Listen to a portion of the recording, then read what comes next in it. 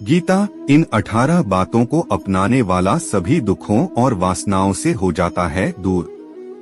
भगवद गीता में भगवान श्री कृष्ण ने न केवल ज्ञान की बातें बताई हैं, बल्कि जीवन जीने की कलाओं के बारे में भी बताया है। भगवान श्री कृष्ण ने अर्जुन को जो गीता का उपदेश दिया है, वह हर मनुष्य के लिए प्रेरणा स्रोत साबित हो सकता है। गीता में भगवान श्री कृष्ण अर्जुन को उपदेश देते हैं कि जो भी मनुष्य भगवद गीता की 18 बातों को अपनाकर अपने जीवन में उतारता है, वह सभी दुखों से, वासनाओं से, क्रोध से, ईर्ष्या से, लोभ से, मोह से, लालच आदि के बंधनों से मुक्त हो जाता है। आगे जानते हैं भगवद गीता की 18 ज्ञान की बातें। एक आनंद मनुष्य के भीतर ही निवास करता है, परंतु मनुष्य उसे स्त्री में, घर में और बाहरी सुखों में खोज रहा है। 2 श्री कृष्ण कहते हैं कि भगवान उपासना केवल शरीर से ही नहीं बल्कि मन से करनी चाहिए। भगवान का बंधन उन्हें प्रेम बंधन में बांधता है। 3 मनुष्य की वासना ही उसके पुनर्जन्म का कारण होती है। 4 इंद्रियों के अधीन होने से मनुष्य के जीवन में विकार और परेशानियां आती है। 5 संयम यानी धैर्य, सदाचार, स्नेह और सेवा जैसे गुण सत्संग के बिना नहीं आते हैं। 6 श्री कृष्ण कहते हैं कि मनुष्य को वस्त्र बदलने की आवश्यकता नहीं है, आवश्यकता हृदय परिवर्तन की है।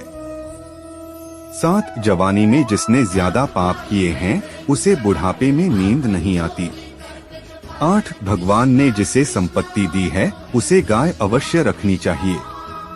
9 जुआ, मदिरापान, परस्त्रीगमन, अनैतिक संबंध, हिंसा, असत्य, मद, आसक्ति और निर्दयता, इन सब में कलयुग का वास है। 10 अधिकारी शिष्य को सद्गुरु, अच्छा गुरु अवश्य मिलता है। 11 श्री कृष्ण कहते हैं कि मनुष्य को अपने मन को बार बार समझाना चाहिए कि ईश्वर के सिवाय उसका कोई नहीं है।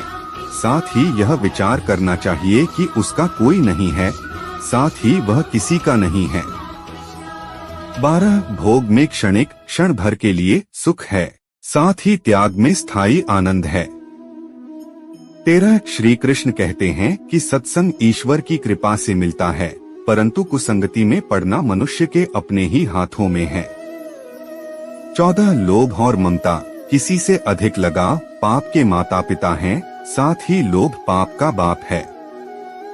15 श्री कृष्ण कहते हैं कि स्त्री का धर्म है कि रोज तुलसी और पार्वती का पूजन करें। 16 मनुष्य को अपने मन और बुद्धि पर विश्वास नहीं करना चाहिए, क्योंकि ये बार बार मनुष्य को दगा देते हैं। खुद को निर्दोष मानना बहुत बड़ा दोष है। 17 यदि पति पत्नी को पवित्र जीवन बिताएं, तो भगवान पुत्र के रूप में उनके घर आने की इच्छा रखते हैं। 18 भगवान इन सभी कसौटियों पर कसकर, जांच परख कर ही मनुष्य को अपनाते हैं।